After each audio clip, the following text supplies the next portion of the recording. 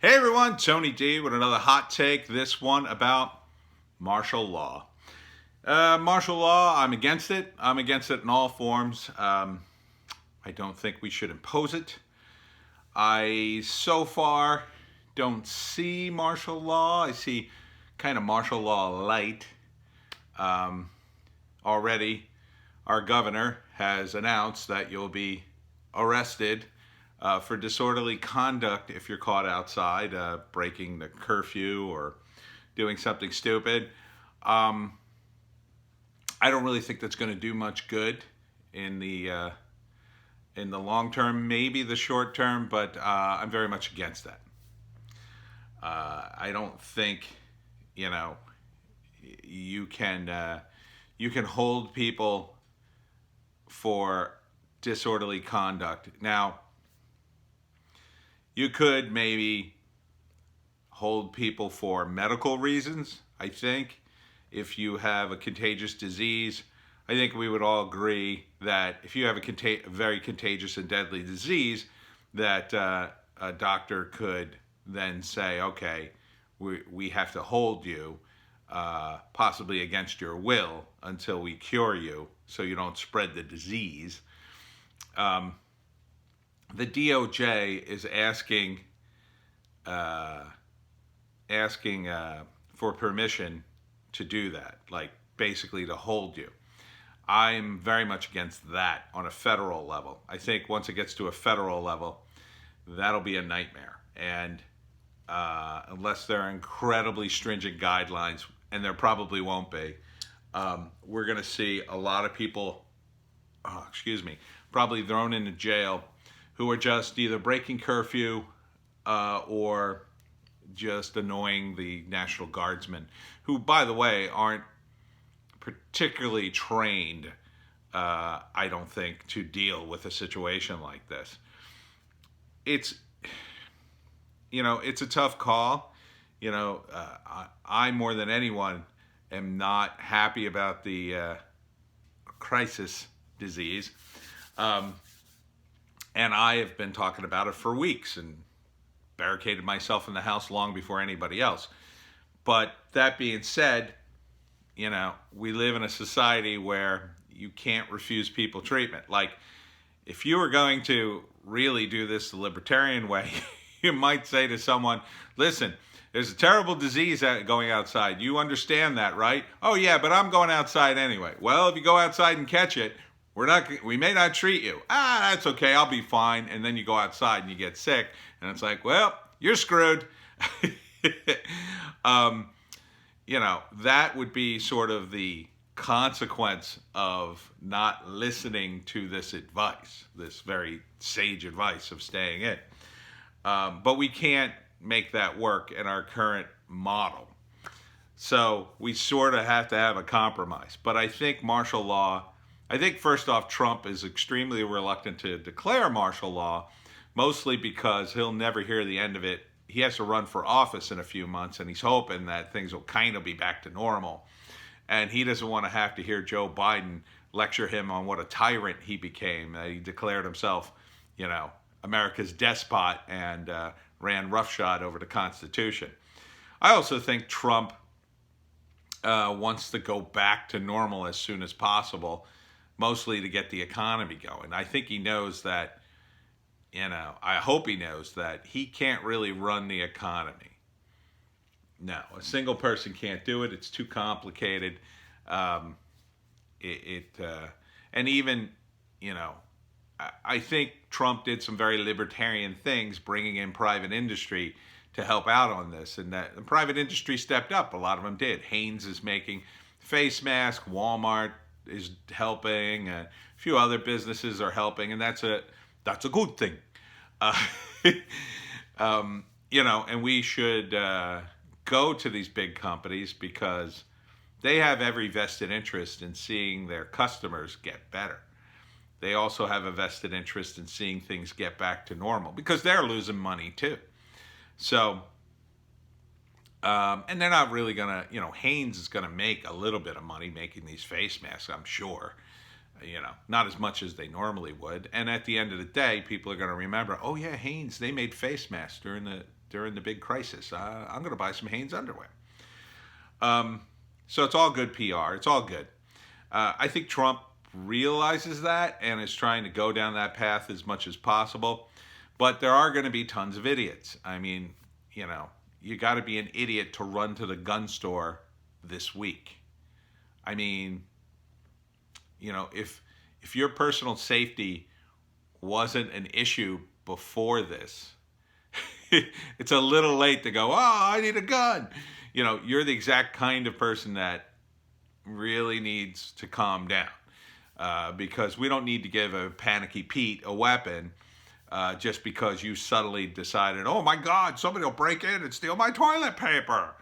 You should have really thought more broadly about your personal safety, when things were more calm. Hopefully this is going to be a lesson to people in a few months when things go back to normal. I know I've talked to some people and they're sort of reevaluating things and priorities, and you're really forced to in a situation like this. So,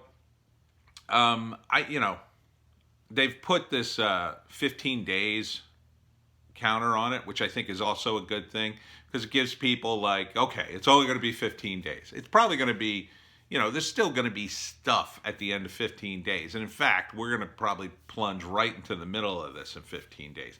Last night, we jumped up by I think 3,000 cases, mostly in California. But you can't totally rely on those numbers.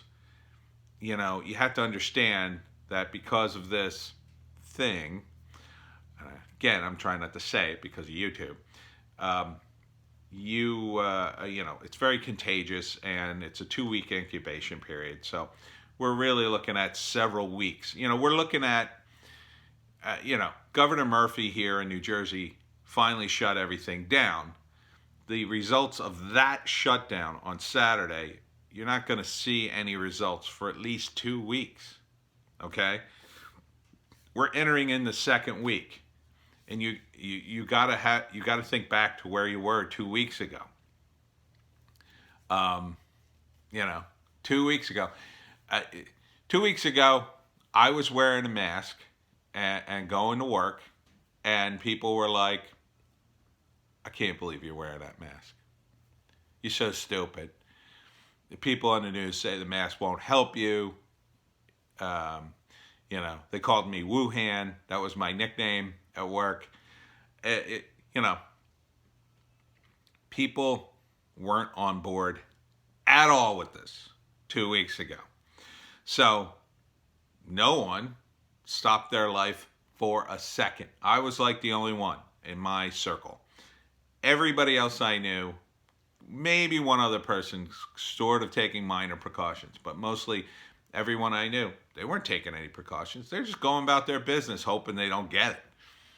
And then, telling themselves, well, if I get it, it probably won't be that bad and I'll survive. But not now. Not now. Now everybody's hearing the stories, the horrific stories of people who, had to deal with this and suffer. Because, yeah, you'll survive, assuming you get treatment. But it's going to be a long road to survival. I mean, some of these people are on respirators for 2-3 weeks. I mean, that's a long time to be in the hospital. You're going to be wrecked. And once you're finally at the point where you're off a respirator and you can finally leave the hospital and go home and, just take medicine. I mean, think about that. I was in the hospital after my car accident, I think for a few days. Because first off, I was injured, but I also got sick from the anesthesia, which, it's a hospital thing. Sometimes you get sick just from being in the hospital. So then I was in there, I think I was in there a week. I want to say I was in there a week with some kind of respiratory infection, which was no fun. And then finally they let me home. And then I was home another week sick before I even recovered from that. So you're in the hospital 2 or 3 weeks. You're going to be home at least another week, recovering slowly.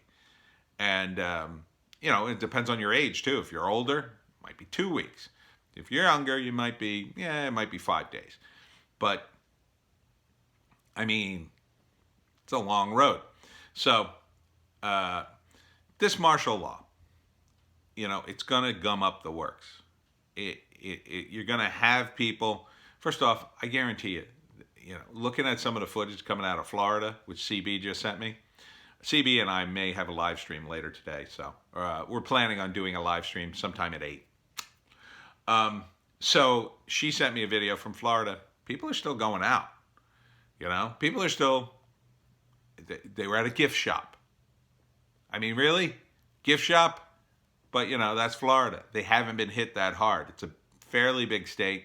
They have less than 1,000 cases. I think they're at like 583 last time I checked. Meanwhile, here in New Jersey, we're up over 1,300. We jumped like 500 cases overnight, just about. And a big jump. We passed California, which is a much bigger state. Although, again, it's also about testing. They haven't tested as quickly. I'll tell you, New York is exploding. I mean, they're at 12,000. I think 12,000 of the cases are in New York. Probably most of them in New York City. I mean, it's bad. And it's going to get a lot crazier in the coming days. I mean, it's just going to explode. So, yes, you need to calm people down because some people just won't listen.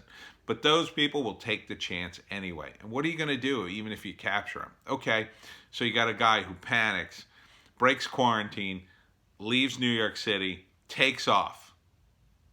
All right, for whatever reason, you flag him as a guy who took off out of quarantine. So you send guys to go hunt him down. They catch up to him. He's infected. He's freaking out. He doesn't want to go quietly. So you're not going to, what are you going to do? Shoot him? You can't shoot him unless he's armed. He's probably not armed. He's probably just freaking out. So you force his car off the road. Now you have to struggle with him. The cops, hopefully they're all geared up, but, they're going to be exposed to him. He may be trying to hide it. So he's not wearing a mask or gloves because he's trying to pretend like he's fine. So the cops get all journed up. Now you have these cops who have potentially been exposed. Even though they took precautions, they arrested this guy. Maybe during the struggle, one of the cops loses his face mask. Now he's got a face mask problem. Maybe the guy starts spitting on people. I mean, this has already happened. They had a woman who was spitting at people. So you capture him. Okay, now you got to put him in jail, but you can't put him in jail. You got to put him in hospital jail, and you got to put him in quarantine, and you still got to take care of him. Now you got cops exposed. These cops, while they were running to catch this guy, Lord knows what happened in the meantime. I mean, already there's crime on the streets. I saw a very disturbing video from Andy No of some guys beating up on a kid in Philly. They just beat him up and robbed him, and idiots put the video online. I mean, what are you thinking? Martial law doesn't do any good because here's what happens. Everybody gets used to it. And once you figure out martial law, okay, I could be arrested for this, this, and this. All right, so I just got to go out during these times. I have to have this excuse. I have to grease these palms. I mean, the criminals, they don't care about martial law. Martial law, in a lot of ways, helps them because now they can, sell stuff on the sly that you shouldn't be selling, do stuff, run things that, you could run a rave right now, right? You're not supposed to be running a rave. Well, if you're thinking in the criminal mind, now's the time to do it. You can overcharge people, charge them for booze, let them all get together. Who cares if they get sick? You're not interested in that. You're just interested in the money because criminals are opportunists. So the other problem, too, is once you declare martial law, you hand over way too much power to law enforcement. And there's always a small criminal element within law enforcement. Those guys are going to exploit it. And those guys are going to expand. With more power, they'll be able to expand. They won't just be shaking down one drug dealer once a month. on the sly that nobody knows about. Now they're going to shake down every drug dealer they can come across, because guess what? Nobody, you think the checks and balances don't work in peacetime. Now that we got martial law, oh, the checks and balances, goodbye. they're gonna run amok. And what do? Okay, let's say you're a police captain and you catch your guys doing this. How quickly can you replace these guys and get reliable guys to do what you want? The answer is not too quick. Not in a time of crisis. You can't spin guys up fast enough and replace these guys and run an internal investigation. So as long as they keep it at a certain level, you're going to look the other way. But the longer this goes on, the more that corruption is going to seep into the very law enforcement we're hoping to protect us. And in the end, those law enforcement entities who are corrupt will end up protecting the criminals, because they'll be protecting their money. So we don't want martial law. I'm against it. I say to Trump, don't declare it. Do everything you can not to declare it. Some of the states will anyway. Essentially, Governor Murphy has declared martial law. Governor Murphy is essentially the tyrant now. I think that was a bad idea, Governor Murphy. I think you should not do that. It's not going to help. Not going to help. I think announcing that businesses should close, I think that was a move, because businesses, at least they can go to their money people and say, well, I had no choice. I had to close. The state forced us to close. We had no choice. And that allows them some latitude, hopefully, with their lenders and whatnot. And that's the people really Murphy needs to say to, well, listen, you got to give these guys some latitude. We had to close them down. It's not their fault. But when it comes to giving the police more power, the police have plenty of power. They're good. They're good. They have more than enough power to do things. And if you got some guy, first off, and the cops can't test people on the street. It's not like they're going to know all they're going to know is if some guy escaped from a hospital or escape from quarantine and they get a message. And look, we don't need martial law to stop a guy from escaping quarantine. Okay? That is common sense. Everybody's on board with that. Everybody is fine with you tracking down a guy we know has this thing. So you don't need martial law to add to that. The only thing that's going to do is you're going to end up scooping up some people who are innocently trying to go about their business. So no to martial law, I say, but it's probably coming anyway.